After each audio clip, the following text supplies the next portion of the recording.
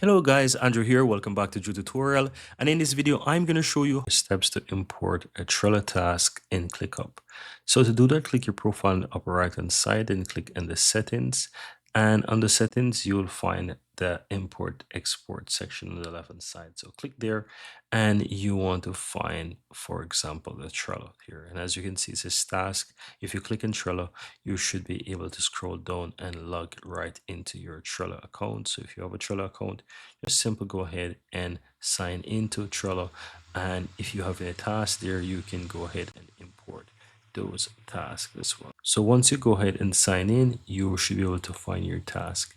Then if you haven't got an account, then you want to go ahead and create one. So in my case, if I don't have a Trello account, I can go ahead and I can create one, right? And this should help me to actually proceed with adding those tasks right in. But it is a super easy and straightforward process, guys.